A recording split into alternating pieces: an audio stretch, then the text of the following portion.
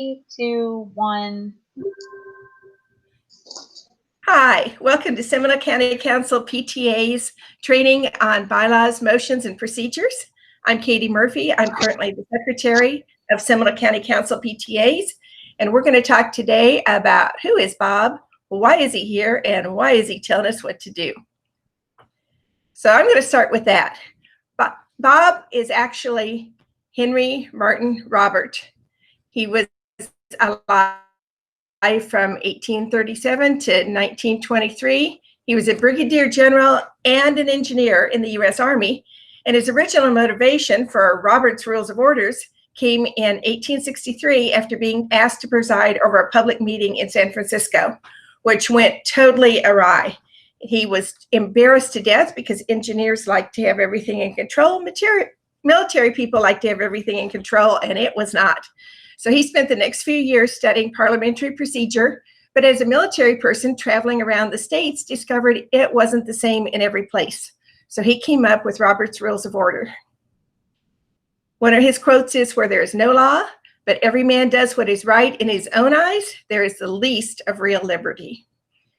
So why does he get a say in how our PTA meetings are run? If you look at your bylaws, Article 15 is Parliamentary Authority, and it says that the rules contained in the current edition of Robert's Rules of Orders, newly revised, shall govern the association in all cases in which they're applicable and in which they are not in conflict with these bylaws and those of the state PTA and the national PTA, the Articles of Incorporation or Nonprofit Corporation Act under which the association may be incorporated.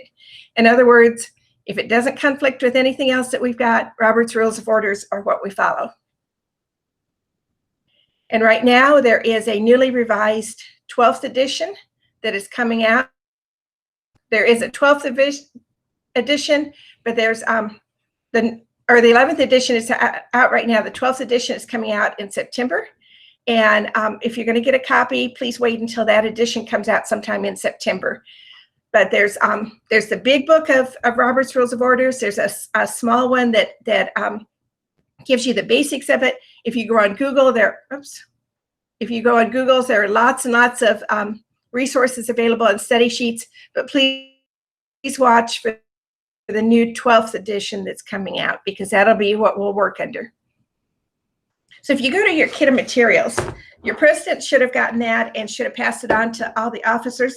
Somebody in your PTA should have a copy of it so that you can refer to it. It is online, but let me show you real quickly.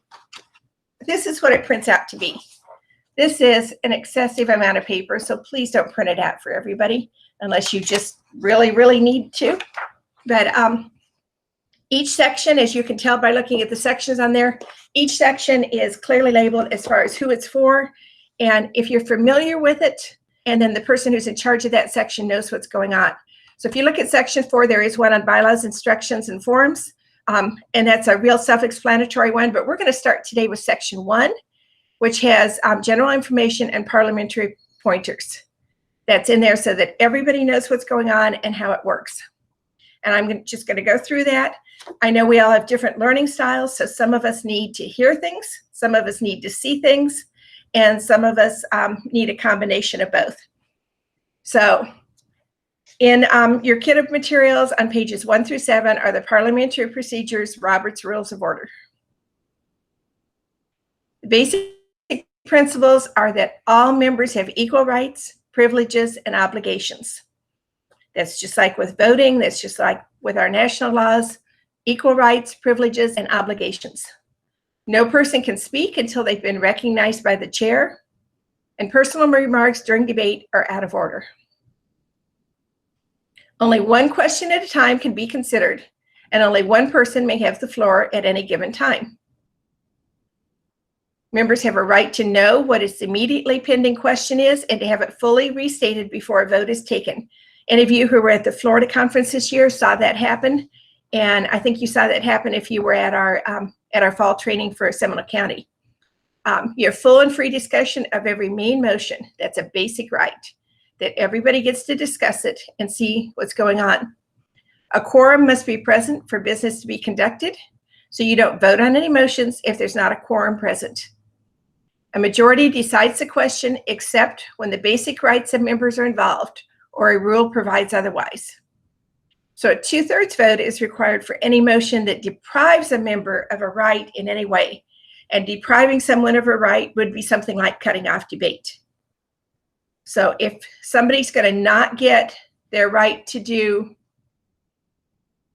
the debate and recognizing an order and speaking out, then that needs to be a 2/3 vote. Silence in a vote gives consent. So if you do not vote, you are agreeing with the majority. Those who do not vote allow the decision to be made by those who do vote. So if you don't vote, you have lost your chance to have a say in it. The people that took the chance to vote get a say in it, again, like our general elections. And the chair should always remain impartial. And we'll deal with exceptions to that in a minute. So a quorum is a minimum number of members who must be present in order for the PTA to conduct business. That can be found in your local bylaws. And it should say in there what a quorum is. For boards and committees, unless the bylaw says something specific, it's a majority or more than half of the members. That doesn't mean you can't have a meeting without people there, but you can't have an official meeting and conduct business and make decisions. You can have a discussion meeting, but not an official meeting where you're discussing things. And the PTA cannot vote on business matters unless your quorum is present. So if you know you're going to be losing quorum during a meeting, sometimes you'll move things up earlier in the meeting because you know ahead of time someone has to leave early. So a presiding officer is the individual who facilitates the meeting, and it's usually the president. But if the president isn't there, it falls in line to the vice presidents in order: first vice president, second vice president, however many you've got. And the secretary, if none of them are present, then the secretary calls the meeting to order and conducts an election for a chair pro tem, who's the presiding officer for that meeting. They don't get to keep on, it's for that meeting only. So start with your president. If they're not there, go through the vice presidents. And if none of them are there, the secretary can call the meeting to order and elect someone from the floor. Okay, the presiding officer is to remain impartial during debate. They're in charge of just making sure the debate happens.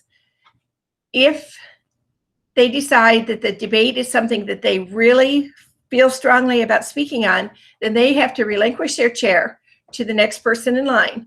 And they may not chair the meeting again until the vote on that motion has been taken and that motion is done and over with. So once they decide it's important enough they get involved in the debate, then they become part of the voting group as opposed to the presiding officer. If they haven't relinquished, they only vote to create or break a tie, or which could be a 2/3 in matters that need a 2/3 vote, or they may vote on any vote that's by ballot. So if it's a secret vote, which is a ballot vote, then they can vote in it. The presiding officer introduces business in the proper order according to the agenda. They recognize the speakers and they determine if a motion is in order. And again, if you were at the state convention this last year, you saw that happen where they determined that a motion was out of order. They keep discussion germane to the pending motion. They maintain order, and they put motions to a vote and announce the results at the end of the vote. So main motions are how an organization makes an official decision to act. Technically, you don't make actions if you don't have motions. You've got to set it in motion first. A motion is a formal proposal made to bring a subject before the assembly for its consideration, and it begins with the statement, "I move that." A second is a statement by a member who agrees with another member that it should be considered. And they don't have to be recognized. They simply say second or I second the motion. You may hear a lot of people doing seconding. Those of you that are secretaries, you do not have to record who made the second, only who made the motion. So a main motion is taken on the motion. It can be amended by striking out words, inserting or adding words, striking out and inserting, or substituting a paragraph or a resolution for another one. So with a main motion, a member obtains the floor by saying, Madam or Mr. President. They're recognized by the chair. The chair recognizes the member, and they can call them by name or they can call them by title. And then the member makes the motion. I move that. The motion must be seconded by another member. They don't have to stand up, and this is in a big meeting, they would stand up. At a lot of our meetings, we remain seated, but you saw at the state meeting that people did stand up because they're going to a microphone. But the motion must be seconded by another member. They don't have to stand up and they don't have to be recognized. You just have to hear somebody say it was seconded. If the motion's in order, the chair then restates the motion. It is moved and seconded that, and they tell what the motion is. And then they say, are you ready for the question? The maker of the motion has the right to speak first in a debate. So a lot of times you'll hear them say, would the maker of the motion like to speak to your motion? They obtain the floor, get recognized before speaking, and speak to it then. The main motion is debated then, along with any secondary motions that are debatable. Any debate on subsidiary, privileged, or incidental motions take precedent over a debate. That's something you won't necessarily have in a small meeting, but sometimes in a large meeting, somebody will say, we can't hear, the microphones aren't working. It's an incidental motion. Can we take a break until the microphones are back on? So that needs to be decided before we continue with that main motion. Debate gets closed when a discussion is ended. There's nothing more to say, or a 2/3 vote calls for a debate to be closed. Someone will say, I call the previous question or call the question, then a 2/3 vote to close it, because remember, you're taking away someone's right by stopping debate before everyone's done. The chair restates the motion, clarifies the consequences of affirmation and negative votes. The question is on the motion, is on the motion that, and I think we heard that at our county council meeting, where it was affirmed that if you vote this way, this is what it means. If you vote a negative, this is what it means. The chair calls for the vote by saying all in favor, or those in favor say aye, and then all opposed, or those opposed say no. The chair then announces the results. The ayes have it, the motion's adopted. The next item of business is, or the motion failed. The next item of business is. You've had your discussion, you've had your vote, we move on. And whatever the group votes on, that's what the group will support. Whether you were in favor or not, whichever way it was voted on, that's what you will support as a member of the group. So, general rules of debate. Nobody talks until they're recognized by the chair. The discussion must be relevant to the immediate pending question. If we're talking about what we're going to do for a holiday shop and somebody wants to talk about teacher recognition at the end of the year, no, that's not relevant to what we're talking about right now. That can come later. Especially in a large group, no member can speak more than twice to each debatable motion. The second time is after everybody else wanting to talk about it has had an opportunity to speak once. So one person doesn't take the floor over and control it. They can speak to it, and then they can speak to it a second time if everyone else is gone. No member can speak more than 10 minutes or is decided by the members. And you'll see many PTAs limit their debate to 3 minutes per speaker by general consent. If someone objects to that, it takes a 2/3 vote to limit debate, because again, that's limiting someone's rights. And that's done at the beginning of the meeting. So it might be stated, if you think there's something that's going to be debated a lot, it might be stated.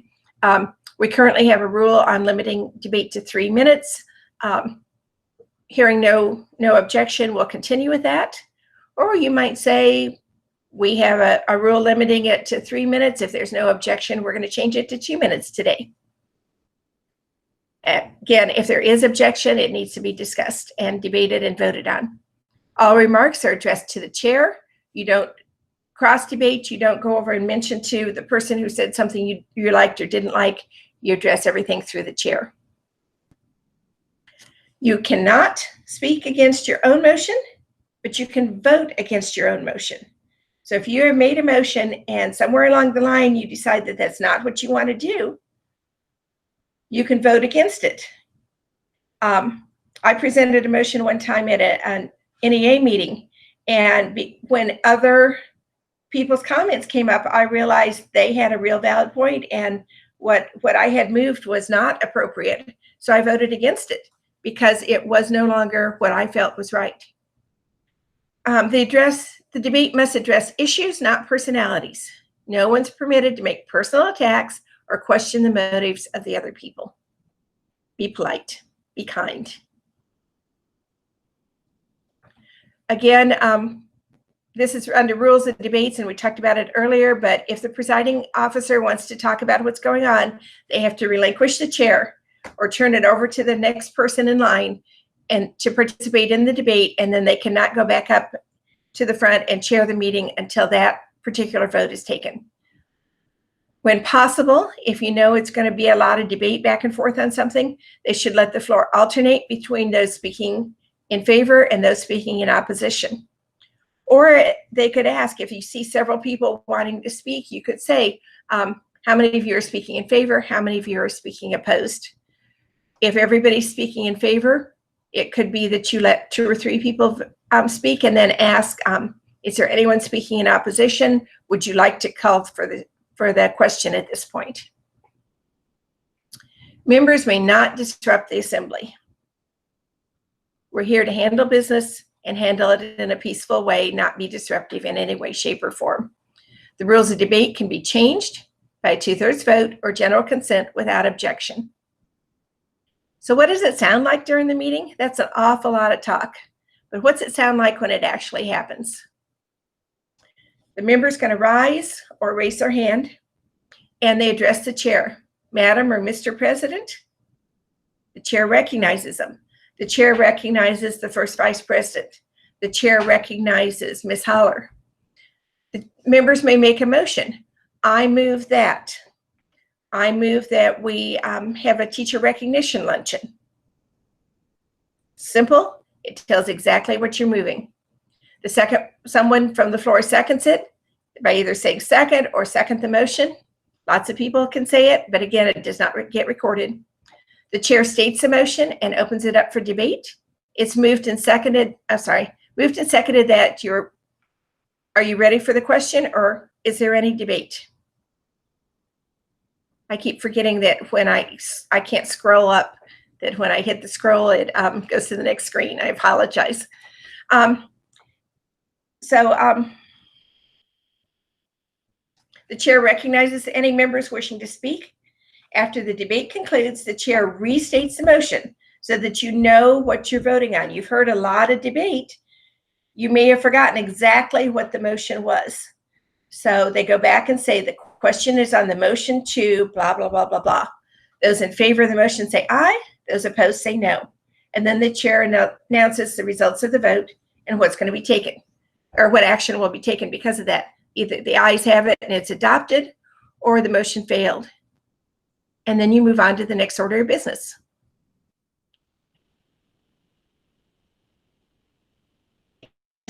Somebody is amending that we have a convention in Denver, and somebody may say, may move to amend it by striking it out. So they say, I move to amend by striking out the word Denver.